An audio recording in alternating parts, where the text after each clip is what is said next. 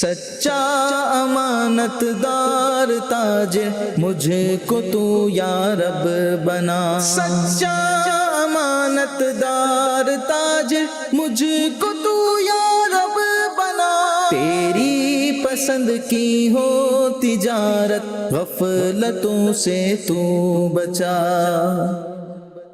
الحمدللہ رب العالمین والصلاة والسلام علی سید المرسلین، اما بعد فاعوذ باللہ من الشیطان الرجیم، بسم اللہ الرحمن الرحیم۔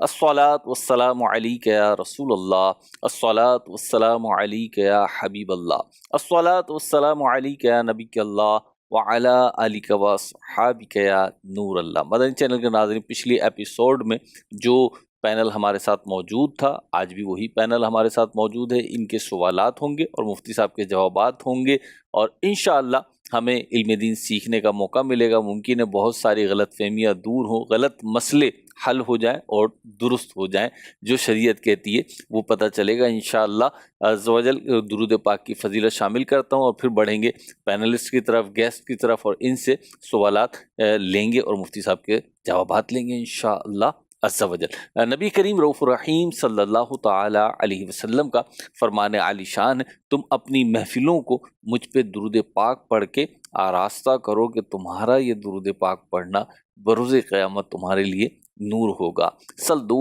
علی الحبیب صلی اللہ علی محمد صلی اللہ علیہ وسلم۔ بلا تاخیر بڑھتے ہیں سوالات کی طرف، اور ہمارے ساتھ موجود ہیں کامران احمد خان صاحب، اور یہ آئی ٹی سیل سے وابستہ ہیں۔ بڑھتے ہیں ان کی طرف اور سوال دیکھتے ہیں کیا کر رہے ہیں۔ جی کامران بھائی۔ جی، میرا مفتی صاحب سے سوال ہے، دیکھیں آئی ٹی کمپنی کے اندر ہم سافٹ ویئر بھی سیل کرتے ہیں، ہارڈ ویئر بھی سیل کرتے ہیں۔ سافٹ ویئر میں کچھ ریڈی میڈ سافٹ ویئر ہوتے ہیں، کچھ ہم کسٹمائز بناتے ہیں کسٹمر کی ڈیمانڈ پہ۔ اس کی ایک ٹائم لائن لیتے ہیں مجھ سے کہ 40 to 60 days، 30 to 45 days یا 70 to 90 days۔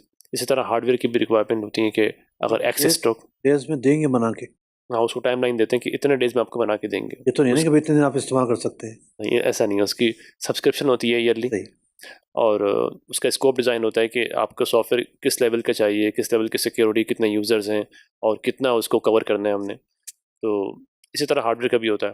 ہارڈ ویئر جو ہوتا ہے وہ موسٹلی جو ہے وہ امپورٹ کرتے ہیں۔ اب اس میں بایو میٹرک مشینز ہوتی ہیں، RFID مشینز ہوتی ہیں، فیشل ریکگنیشن ڈیوائس ہوتی ہیں، تو ہینڈل کمپیوٹرز ہوتے ہیں، RFID ریڈرز ہوتے ہیں، RFID کارڈ ریڈرز ہوتے ہیں، اس میں بار کوڈ ریڈر ہوتے ہیں، QR ریڈر ہوتے ہیں۔ یہ ہارڈ ویئر ہوتا ہے تو یہ اسٹاک میں اویلیبل ہوتا ہے، ہم اس کو سیل کر دیتے ہیں۔ اسٹاک میں نہیں ہوتا تو ہم بعض اوقات ان سے ٹائم لائن لیتے ہیں کہ 30 to 45 days جو بھی ہیں، اور سم ٹائم ہم یہ آرڈر پک کرنے کے لیے کچھ کمپنیز یہ بھی کرتی ہیں کہ کہتے ہیں کہ آپ کو ہم نے سیل کر دیا، اسٹاک میں نہیں ہوتا، تاکہ پرچیز آرڈر ہمارے ہاتھ میں آ جائے۔ باقی جو کمپیٹیٹر ہیں یا ٹینڈر ہے تو وہ آرڈر پک کر لیتے ہیں اور اسٹاک میں نہیں ہوتا، پھر اس سے ٹائم گین کر رہے ہوتے ہیں۔ تو میرا سوال یہ کہ اسٹاک میں نہ ہو اور اس کو سیل کر دینا، اس کے بارے میں شریعت ہارڈ ویئر کی بات کر رہے ہیں، ہارڈ ویئر کی بات۔ ٹھیک ہے۔ دیکھیں جو آپ نے سروس سے متعلق بات بیان کی کہ کوئی آرڈر ملا اور سافٹ ویئر سے متعلق کوئی آرڈر ہے، اس کو آپ ایک ٹائم لائن کے بعد یہ ڈیلیور کریں گے، تو یہاں تو کوئی شبہ کی بات بھی نہیں ہے، آپ نے اس کو سوال بھی نہیں کیا۔ سروس سے ملتا جلتا ایک، یعنی ملتا جلتا تو نہیں ہے، تھوڑی سی مناسبت رکھنے والی چیز ایک سودا یہ ہوتا ہے کہ ہم کوئی آرڈر دیتے ہیں میکنگ کے لیے، فرنیچر بنانے کا کوئی آرڈر دیا، یہاں بھی مال کا موجود ہونا ضروری نہیں ہوتا، اسے بے استثناء کہتے ہیں کہ استثناء کی صورت میں جو بک کر رہا ہے مال، اس کے پاس را مٹیریل بھی نہ ہو، بے شک وہی بک کر سکتا ہے، اور یہ بے ہے، سیل ہے۔ لیکن جب تیار پروڈکٹ کی بات آتی ہے تو تیار پروڈکٹ پر ایک صورت ایسی ہے جہاں آپ فیوچر ٹریڈنگ کر سکتے ہیں، اس صورت کا نام ہے بے سلم، 3 لام میم سلم۔ تو بے سلم کی کچھ شرائط ہیں کہ 1 مہینے سے زیادہ کی ادھار ہو، یکمشت قیمت ادا کر دی جائے۔ نارملی ایسا نہیں ہوتا ہوگا کہ آپ کو پہلے ساری قیمت دے دی جائے اور وہ چیز آرڈر ملنے سے لے کر ڈیلیوری کے وقت مارکیٹ میں موجود ہو۔ تو عام جو چیزیں وہ تو موجود ہوتی ہیں الیکٹرانکس کی بھی، عام طور پر سلم نہیں ہو رہی ہوتی۔ اگر سلم کر لیا جائے، اس کی شرائط کو پورا کر لیا جائے، تو آپ کے پاس پروڈکٹ نہیں ہے، تیار پروڈکٹ، تو آپ پھر بھی سودا کر سکتے ہیں۔ سلم کی شرائط نہیں پائی جا رہی، مثال کے طور پر پارٹی نہیں چاہتی کہ وہ یکمشت فوری آپ کو دے دے، تو سلم نہیں ہو پائے گا۔ پھر اسی صورت میں وعدہ کیا جائے کہ ہم اس کو ارینج کریں گے، قیمت پر ہم ایک اتفاق کر لیتے ہیں، اس ریٹ پر ہم آپ کو مال دیں گے، لیکن اس کو ہم مارکیٹ سے ارینج کر دیں گے۔ تو ارینج کر دینے کا مطلب یہی ہے کہ فی الوقت سودا نہیں ہو رہا، ایک وعدہ ہو رہا ہے، تو اظہار بھی کر دیا جائے ہماری طرف سے ایک پرومس ہے، اور جیسے مال آئے گا ہم اس کو ڈن کر دیں گے، اور ہم ایک اخلاقی طور پر آپ کے ساتھ یہ باؤنڈ ہے کہ ہم قیمت میں اپ ڈاؤن نہیں کریں گے۔ اس طریقے سے جو ایک غلطی کا ارتکاب ہے اس سے بچا جا سکتا ہے۔ اچھا، اگر اس میں پرچیز آرڈر ہم اس سے لے لیں اور کچھ 50% ایڈوانس 25% ایڈوانس لے لیں، تو ہم تو طے ہو گیا، پرچیز آرڈر طے ہو گیا کہ یہ ڈیل مطلب کلوز ہو گئی، اسٹیمپ ہو گئی اس کے اوپر۔ لیکن جو وعدے کی صورت ہے نا اس میں ایڈوانس لینے کی گنجائش نہیں ہوگی، ایڈوانس لینے کی اس میں گنجائش نہیں ہوگی۔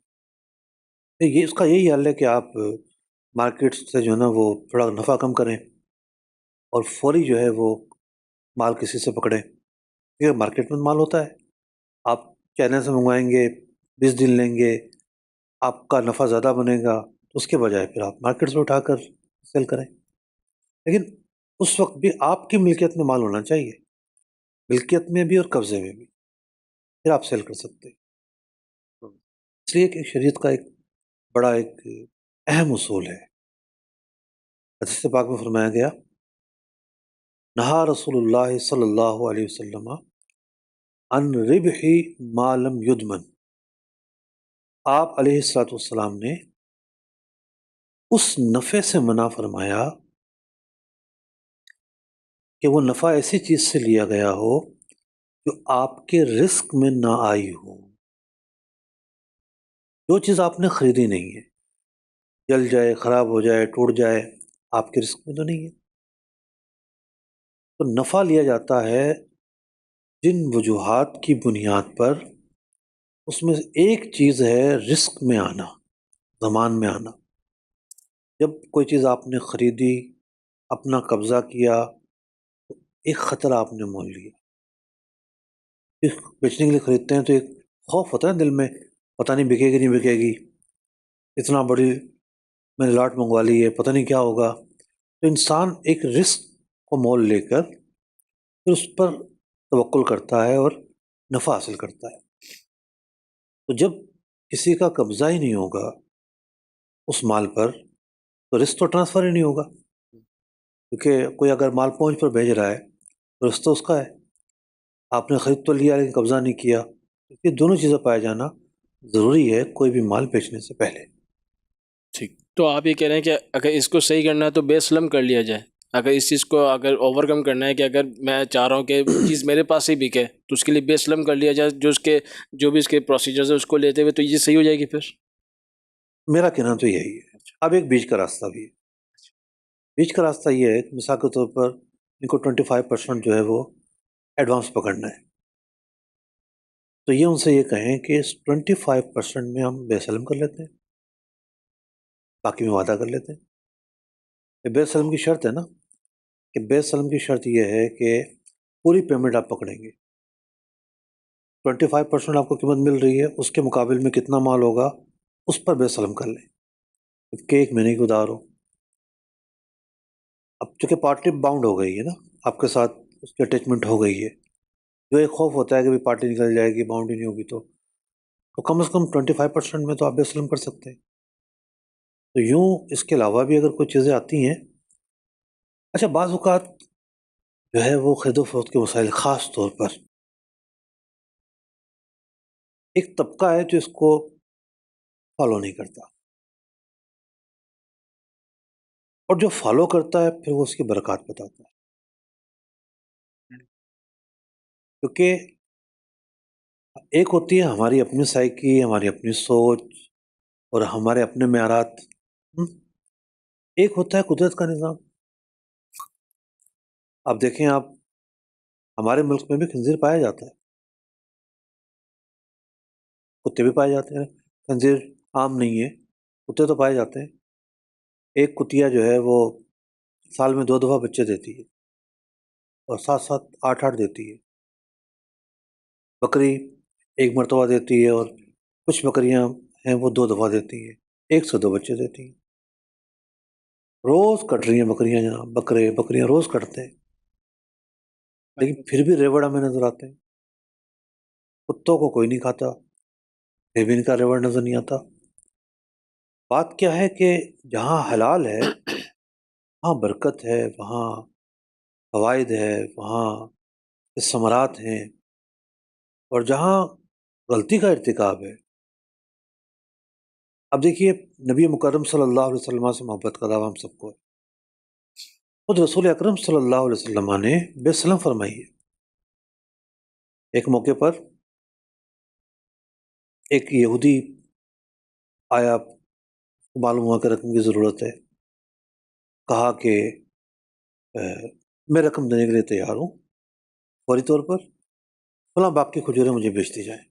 کھجوریں ابھی آئی نہیں تھی درخت پر، وقت تھا. تو آپ صلی اللہ علیہ وسلم نے فرمایا کہ ہم باغ کو خاص نہیں کریں گے، جنس کو خاص کر لیں گے. یہ فلاں قسم کی کھجوریں، یہ بھی ایک ضروری چیز ہے. ہر خرید و فروخت میں ہوتا ہے کہ آپ جو ہے وہ کیا چیز ہوگی، کیا جیسے ہارڈ ویئر کو لے لیں، آپ لیپ ٹاپ اگر بیچ رہے ہیں فلاں کمپنی کا، اتنی ہارڈ ڈسک، کتنی جناب ریم، کتنی ویڈیو کارڈ، فلاں چیز فلاں چیز فلاں چیز، تو اس کے تمام مصاف تو بیان کرنے ہوتے ہیں. تو پھر جو ہے وہ سودا مقرر ہوا بے سلم کے طور پر. پھر جب مال آ گیا، مقررہ تاریخ جو بیان کی گئی تھی اس پر ڈلیوری دینے کا معاملہ ہوا. صحیح. تو جو چیز ہمارے پیارے آقا علیہ الصلوۃ والسلام سے ثابت ہے، ہم نے اس کا نام بھی نہ سنا ہو اور ہم بتائیں بھی کر لو تو سوال کھڑے ہوں. یہ بھی ایک ہے نا کہ مسلمان فرما بردار ہوتا ہے، یہ سوچ اس کے خلاف ہے. آصف مکانی میں کیا سوال کریں گے؟ مفتی صاحب آج کل بہت ساری ڈیلز آتی ہیں کہ جی آپ یہ ڈیلز لے لیں تو اس میں اتنا منافع اور اس میں یہ ساری چیزیں، تو اس ڈیلز کے اندر بعض اوقات جوئے کی وجوہات، مطلب جوا بھی نظر آتا ہے کہ یہ جوا ہے، لیکن کیونکہ یہاں آج کل نالج کی بہت کمی ہے، لوگوں نے نہ شریعت پڑھی ہے، نہ سمجھی ہے، نہ کچھ چیزیں، تو ایک عام بندہ کیسے پتہ چل سکتا ہے کہ یار یہ جو میرے پاس ڈیل آئی ہے اس میں جوئے کا عنصر موجود ہے یا نہیں ہے، اور یا میں اس میں آگے بڑھوں یا نہ بڑھوں؟ دیکھیے اس کا بنیادی تعلق ہے فرض علم سے. جی. جو لین دین کا معاملہ کرتا ہے اس کے لیے لین دین کے مسائل سیکھنا فرض ہے، فرض عین ہے. نہیں سیکھے گا تو یہ دو غلطیوں کا مرتکب ہوگا. یعنی دین کا سارا علم سیکھنا فرض نہیں ہے، آپ جس شعبے سے وابستہ ہیں اس شعبے کے مسائل سیکھنا فرض ہے. ہم نے اپنے بچوں کو ایک بڑے انسٹیٹیوٹ میں ڈالا ہے، 15 لاکھ روپیہ خرچ کر کے وہ وہاں سے فارغ ہوں گے. ٹھیک ہے، صرف مقصد یہ ہے ان کے اسکل ڈیولپ ہوں. اس شعبے کے لوگ حلال و حرام کے مسائل پوچھنے آئیں گے، پھر لیبر تو پوچھنے نہیں آئے گا نا، صرف بینک کا مالک بھی پوچھنے آ سکتا ہے. ٹھیک ہے، اب اس کے جو سوالات ہوں گے جس لیول کے ہوں گے، جس سسٹم کے ہوں گے، اس سسٹم کے متعلق آگاہی تو ہونا ضروری ہے ان کو. تو بات یہ ہے کہ علماء کی قدر جو ہے وہ اسی لیے اہم ہے کہ جب مسائل میں تنوع آتا ہے، نئی چیزیں، نئے ایجادات، نئی چیزیں. میں پچھلے دن اپنے آئی ٹی ڈیولپر کو لے کے بیٹھا ہوا تھا، بتاؤ بھائی اے آئی میں کیا نیا آیا ہے. اس نے کہا کہ جی اس میں تو ہر اے آئی نے اپنی ویب سائٹ بنانا شروع کر دی ہے، جسٹ لائک ویب سائٹ.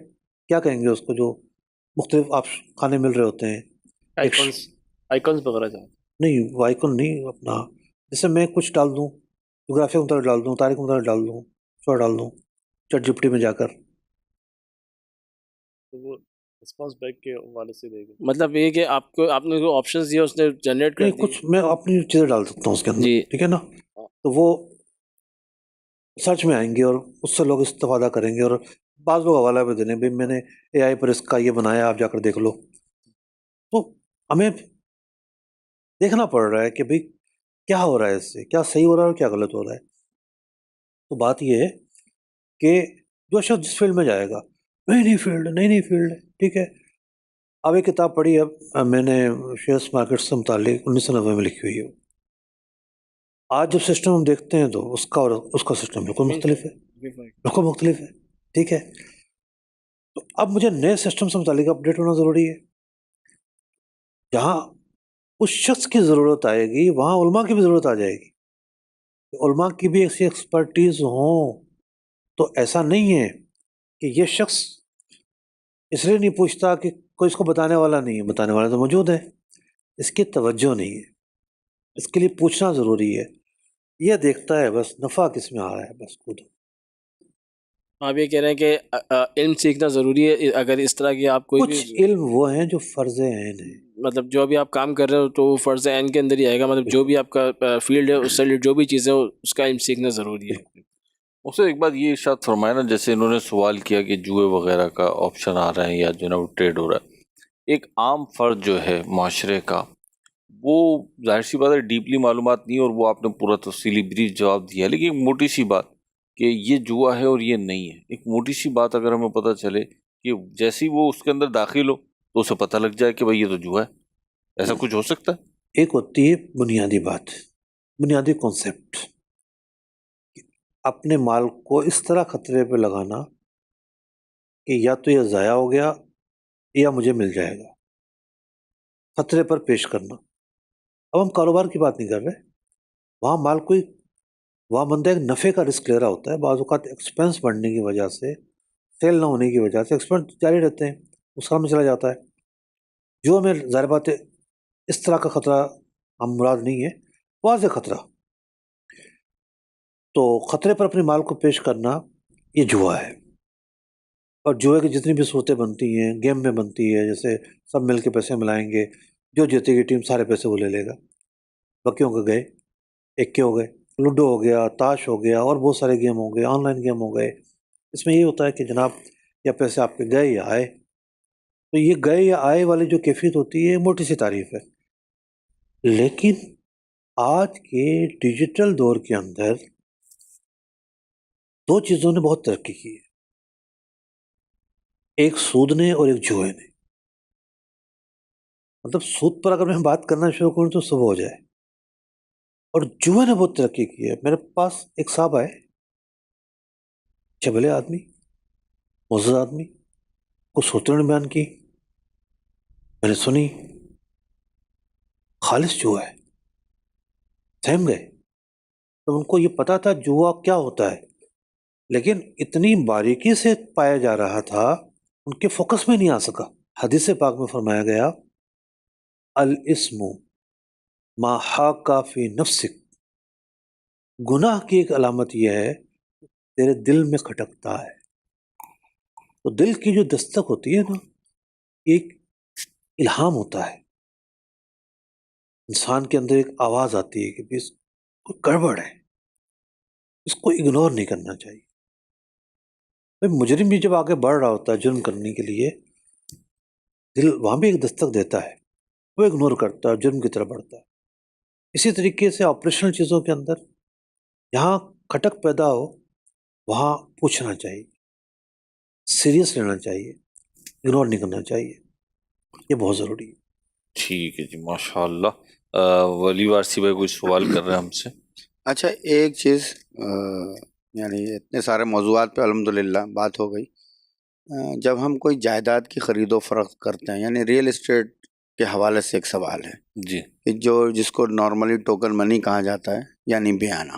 ٹھیک ہے. مارکیٹ میں بڑا عجیب و غریب اصول رائج ہے, مارکیٹ کی بات کر رہا ہوں میں. وہ یہ کہ میں نے آپ سے گھر خریدنے کا معاہدہ کیا, آپ کو بطور بیانہ یا ٹوکن 1 لاکھ روپے دیے, ٹھیک ہو گیا. اب میں نے کسی وجہ سے کہا کہ میں نہیں خرید رہا اس کو, یعنی میں بیک ہو گیا اس سودے سے, کوئی بھی وجہ ہو سکتی ہے, پیسے نہیں جوڑ رہا یا XYZ, یا بس موڈ چینج ہو گیا. تو جو بیچنے والا ہوتا ہے یا جو بیچ میں بروکر ہوتا ہے وہ کہتا ہے جی آپ کا بیانہ ضبط ہو گیا, جبکہ وہ امانت تھی میری, جہاں تک میں سمجھتا ہوں. ہم نے الحمدللہ بہت سے کو ٹوکن واپس دیا, لاکھوں روپے بھی دیے, اگر کوئی ڈیل میچور نہیں ہوئی تو وہ ضبط کر لیا جاتا ہے. ایک تو یہ صورت ہوتی ہے. اچھا, دوسری ایک عجیب صورت یہ ہوتی ہے کہ جو فروخت کر رہا ہے وہ کہنے لگا کہ بھائی میں آپ کو نہیں بیچ رہا, کسی بھی وجہ سے, اس کی بھی کوئی عذر ہو سکتا ہے, کوئی وجہ ہو سکتی ہے, بیانہ لے چکا ہے. ہاں بیانہ لے چکا ہے. ٹھیک ہے. اب وہ ڈبل دے گا, دگنا دے گا. تو ڈبل جو دے رہا ہے وہ بھی میرے حساب سے تو جو ہم سمجھتے ہیں کہ وہ غلط ہے کہ آپ ایک مسلمان کا حق زبردستی وصول کر رہے ہیں، اور جو آپ کا پیسہ ضبط ہو رہا ہے وہ امانت ضبط ہو رہی ہے۔ شریعت کیا کہتی ہے اس بارے میں کہ یہ ڈبل دینا، اصل سوال جو ہے وہ یہ ہے، کیونکہ میں تو مارکیٹ کی بات کر رہا تھا، کہ ضبط ہونا کیسا ہے پیسے کا، بیانے کا، یا دگنا دینا کیسا ہے؟ ٹھیک جی مفتی صاحب۔ دیکھیے، ہم نے اپنے پروگرام میں سوال پر بڑی تفصیل سے گفتگو کی ہے، تو خلاصہ میں عرض کرتا ہوں۔ جی بالکل۔ اس مسئلے کو دیکھنے کے 3 رخ ہونے چاہیے، ہمیں اس کو 3 مختلف جہتوں سے دیکھنا ضروری ہے۔ پہلا رخ یہ ہے کہ ایک آدمی جیب میں ڈالتا ہے 10 لاکھ روپے، 20 لاکھ روپے، اس کے علاوہ اس کے پاس پیسے ہی نہیں ہے، ڈال کے انگیج کرتا ہے اور پھر ڈھونڈتا ہے خریداروں کو کہ مجھے کوئی 5-10 لاکھ روپے اوپر کا مل گیا، اور مل جائے گا مجھے، تو بڑا بااعتماد ہوتا ہے وہ۔ ٹھیک۔ اب پیسے اس کے پاس ہوتے ہی نہیں ہے کہ جناب اتنا بڑا سودا جب آپ کرنے لگے ہیں تو آپ کے پاس ایک سپلائی چین تو ہو، یا کوئی ٹریل تو ہو، آپ مال لے آئیں۔ بندہ جب اتنا بھاری سودا کرے گا تو لا محالہ وہ ایک اندازہ لگائے گا، تخمینہ لگائے گا، حساب کتاب جوڑے گا۔ نہیں، بیانہ جیب میں رکھا اور سودا کر لیا۔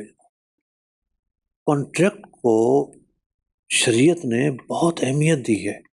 اللہ تعالیٰ نے ارشاد فرمایا، یا ایھا الذین آمنوا اوفوا بالعقود، اے ایمان والو معاہدوں کی پاسداری کرو، واضح طور پر کہا ہے۔ تو جب عہد و پیما ہو گئے، آفر اور ایکسیپٹنس ہو گئی، اب ایک معاہدہ کریٹ ہو چکا ہے، اس کے تقاضے ہیں، اور اس تقاضے کی وجہ سے اگر اس کے پاس پیسے تھے ہی نہیں، صرف بیانے کی رقم تھی، تو میں تو یہ کہتا ہوں کہ اس کا یہ فعل کرنا جائز ہی نہیں ہے۔ یہ بھی جوئے کی ایک صورت ہے کہ مال یا گیا یا آیا۔ جب آپ کی جیب میں اتنے پیسے ہی نہیں ہیں، آپ ایسا رسک کیوں لے رہے ہیں کہ آپ ایک معاشرتی قانون کی وجہ سے ضد میں آئیں گے، 4 لوگ بیٹھیں گے، قانون آپ کو سپورٹ نہیں کرے گا اور آپ کے پیسے چلے جائیں گے؟ ہوں تو آپ کریں نا۔ یہ ایک رخ ہے۔ اب اس کا دوسرا رخ کیا ہے؟ دوسرا رخ یہ ہے کہ معاہدہ جب ہو گیا، ایک شخص کے بیک ہو جانے سے معاہدہ ختم نہیں ہو سکتا، معاہدہ برقرار ہے یعنی۔ معاہدہ برقرار ہوگا۔ تو لاکھ کہتا رہے کہ مجھے نہیں چاہیے، معاہدہ تو ہو چکا ہے۔ جب تک سامنے والا قبول نہیں کرے گا، معاہدہ ٹوٹ نہیں سکتا، یعنی ایک شخص بیک ہو گیا تو معاہدہ برقرار ہے، برقرار رہے اور گا۔ جو بیک ہو رہا ہے اس پر وعدے کی پاسداری کرنا لازم ہے۔ لازم ہے، اس پر قرض ہے، سامنے والا ڈیمانڈ کرے گا یہ پیسے دو میرے، اور اپنی چیز لے کر جاؤ۔ یہ ہوتا یہ ہے کہ بعض اوقات مارکیٹ گر جاتی ہے، خدا مہنگے پر ہوا ہے، وہ بھی نہیں چاہے گا کہ جناب میری چیز میری طرف دوبارہ آئے۔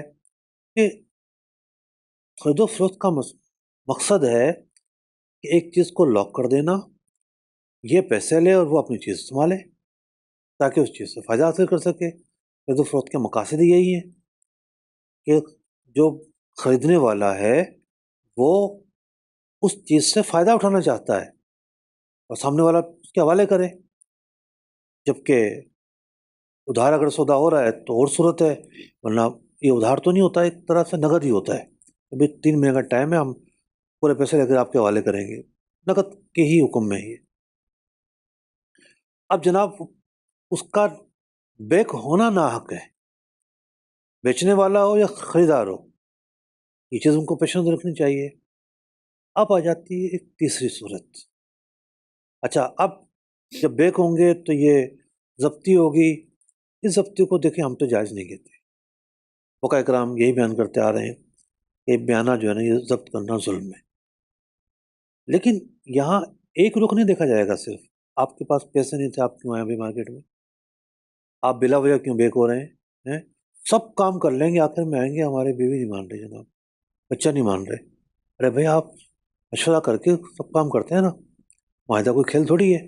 پھر اور نہ جانے لوگ کیا کیا جھوٹ بولتے ہیں، وہ ایک الگ بات ہے۔ اب ایک تیسری صورت آتی ہے وہ آتی ہے ایک معاشرتی رحم. سامنے والا جو ہے وہ سمجھتا ہے کہ یہ نہیں کر پا رہا اور یہ باقاعدہ سنجیدہ بندہ تھا، تو بجائے اس کے کہ وہ بیانہ ضبط کر کے غیر شرعی فعل کا مرتکب ہو، تو پھر وہ رضامندی خوشی سے بیک ہو جائے، واپس کر دے. کیونکہ ہم نے حکم بیان کیا کہ بھئی ایک طرفہ کینسل کرنے سے کینسل نہیں ہوگا، لیکن اس کے نتائج تو اسی کو برداشت کرنے پڑیں گے. یعنی ایک شخص جو ہے نا 10% دے کے چلا گیا، اور آپ کیا اس چیز کو ہولڈ رکھیں گے؟ 90% آپ کے پاس آئے نہیں ہے، آپ کو بھی تو کمپرومائز کی طرف جانا پڑے گا. کمپرومائز بھی اسی وقت ہوگا کہ جب شریعت کے دائرے میں ہو. تو وہ دائرہ یہ ہے کہ ٹھیک ہے، باپ بھی رضامندی اور خوشی کے ساتھ اس کو جو ہے وہ بیک ہو جائیں. بعض علماء کی رائے مختلف ہے اس بارے میں. وہ یہاں جو زرڈ پہنچتا ہے کسی پارٹی کو، اس کو سامنے رکھ کر کچھ مختلف حکم ایک تفصیل اس کی بیان کرتے ہیں. لیکن ہمیں یہ بھی دیکھنا ہے کہ معاشرہ جو ہے وہ کس چیز کا متحمل ہے. معاشرہ لائبلٹی کا متحمل نہیں ہے. اور پہلی چیز اگر ختم ہو جائے نا تو بہت ساری چیزیں سدھر جائیں گی. پہلی چیزیں زیادہ ہو رہی ہیں، اتنے بروکر آ گئے، اتنے بروکر آ گئے. اب بروکر انویسٹر بننے کے چکر میں، اگر ان کے پاس پیسہ ہے تو وہ بنے انویسٹر، پیسہ نہیں ہے تو انویسٹر کیوں بنتے ہیں؟ ٹھیک. اس سے مطلب میرا ایک سوال ہے، آج کل جو نا کمپنیز اپنے امپلائیز پہ چیکس لگاتی ہیں، ان کو چیک کرنے کے لیے کہ امپلائی کام کر رہا ہے یا کوئی ڈنڈی تو نہیں مار رہا یا کچھ ہینکی پینکی تو نہیں کر رہا. اس میں ایک صورت یہ ہوتی ہے کہ موبائل ایپ اپنی انسٹال کرتے ہیں، موبائل ایپ جس میں اٹینڈنس اور چیزیں کئی ساری چیک کرتے ہیں، اپنی سیلری چیک کر سکتے ہیں، اپنی لیو اپلائی کر سکتے ہیں اور اپنی اٹینڈنس بھی مارک کر سکتے ہیں موبائل ایپ سے ہی. تو اس موبائل ایپ میں جی پی ایس سسٹم ہوتا ہے، گلوبل پوزیشننگ سسٹم. تو وہ آپ کو ٹریک کر کے بتاتا ہے کہ لوکیشن کہاں ہے اس وقت، آپ اس وقت کہاں موجود ہیں. تو وہ آفٹر آفس آورز بھی اس کی لوکیشن جو ہے ایپ پہ مل رہی ہوتی ہے. تو اس کا مس یوز بھی ہو سکتا ہے کہ کسی نے ریزائن دے دیا، نوٹس پیریڈ پہ چل رہا ہے تو اس کو ٹریک کرتے ہیں کہ وہ اس وقت کہاں ہے. تو ویسے ایک یہ اخلاقی طور پہ ریزائن دینے پہ وہ اختیار تو رکھتا ہے نا، ریزائن دینے کے بعد اس کو انسٹال کرنے کا تو اختیار رکھتا ہے نا. جب تک اس کے ڈیز چل رہے ہیں تب تک اس کو اٹینڈنس مارک کرنی ہے. اس پیریڈ کے اندر تو نہیں کر سکتا وہ، اس میں اس وقت تو Notice رہے گا. اس کو مطلب کہ سوال جو ہے وہ یہ ہے کہ اگر آفس آورس کے بعد اگر وہ ایپ کے تھرو اگر وہ مانیٹر کر رہے ہیں تو کیا وہ شرعی پوائنٹ سے درست ہے یا غلط ہے؟ ایک یہ ایک اور بھی دیکھیں، چیز ہے. کوفے کے لوگوں نے نا سوال کیا کسی عالم سے کہ حضرت مچھر کے خون کا حکم بتائیے، پاک ہے کہ ناپاک ہے. انہوں نے کہا وہ قوم جس نے امام حسین کے خون کا لحاظ نہیں رکھا، مچھر کے خون کے بارے میں سنجیدہ کب سے ہو گئی؟ بات یہ ہے بلا تشبیہ و تمثیل، ہم ایک چھوٹی سی چیز کو لا کے اتنے بڑے بلنڈر پر پردہ ڈالنے کی کوشش کرتے ہیں. ٹھیک ہے، یعنی بنیادی مقصد یہ تھا کہ یہ جو ملازم ہے، یہ ملازم ڈنڈی نہ مارے، خیانت نہ کرے. اس وقت دیانت جو ہے ہماری سوسائٹی کا سب سے بڑا مسئلہ ہے. سب سے بڑی نیڈ، جی سب سے بڑی ضرورت بنی ہے. سب سے بڑی ضرورت. اس کا دوسرا حصہ بھی Honesty. ہے. اگر بتاؤں دوسرا میں حصہ کچھ عرض کروں، پرچیزر کو بھیجو، ڈنڈی مار کر آتا ہے، فٹنگ کر لیتا ہے جا کر. ڈرائیور کو گاڑی دو، ڈلواتا ہے اتنے کا پیٹرول ہے، بل اتنے کا بنواتا ہے. ٹھیک ہے، چوکیداروں کو بٹھاؤ، سو رہا ہوتا ہے، میں تو اتنے بجے آیا تھا، میں تو اتنے بجے آیا تھا. ارے بھائی کتنی لمبی لمبی ریکارڈنگ کون دیکھے گا کیمروں کی؟ تو دیانت جو ہے نا، ظاہر بات ہے دیانت کی جگہ دل ہے. جب دل خراب ہو گیا نا تو وہ جہاں اس کو موقع ملے گا وہاں بددیانتی کرے گا. تو یوں چیکس لگانا ایک بنیادی ضرورت ہے، چیک لگانے چاہیے. نہ کیمروں پہ بھی تو اعتراض ہو سکتا ہے نا، بھی آفس میں کیمرے لگائے ہوئے ہیں. اب دیکھو ان کیمروں کی وجہ سے کتنا فرق پڑتا ہے. ایک دوست ہے میرے، ان کی والدہ بیڈ ریسٹ پر ہے، انہوں نے ایک نرس رکھی ہوئی ہے. ٹھیک ہے، آ کے یہ حالت تھی، مطلب وہ موومنٹ نہیں کر سکتی، مطلب بستر پہ چونٹیاں تک آ جاتی تھی. اور بس اس کا کوئی وہی نہیں تھا، اس کے بعد انہوں نے کیمرہ لگا دیا۔ بات یہ ہے کہ اس کیمرہ لگانے کے بعد پردے کے مسائل تو رہیں گے، ظاہر بات ہے، ابھی خواتین واچ کریں مرد نہ کریں۔ اس کیمرے نے ہمارے سیکیورٹی سسٹم میں کتنا اہم کردار ادا کیا ہے۔ جب سے کراچی میں یہ کیمرے لگے ہیں، جہاں جپٹی کم ہو گئی ہے، جہاں یہ وہاں تو تقریباً کم ہو گئی ہے۔ سیکیورٹی چیک آپ کو امپلائی جب رکھا جاتا ہے تو کمپنی اپنے مفاد کی وجہ سے پیسے دیتی ہے نا، جب آپ اس کے مفاد ہی پورے نہ کریں تو پھر آپ کس بات کی تنخواہ لیں گے؟ ایک سونا بہت ضروری ہے، بہت ضروری ہے۔ بالکل صحیح۔ سوال یہ ہے کہ آفس آورس تک تو ہوم ہے مکلم اس چیز کا، آفس آورس کے بعد بھی مجھے وہ ایپ آن رکھنے کا کہا جاتا ہے، اور پھر میری جو ہے نا ان اینڈ آؤٹ کو آن ہو نہ ہو تب بھی وہ ٹریک ہوتی ہے۔ میں ایک مثال عرض کروں، ٹھیک ہے؟ اخلاقیات دونوں کے ساتھ ہیں، مالک کے ساتھ بھی ہے۔ میں ایک مثال ہے، ٹھیک ہے؟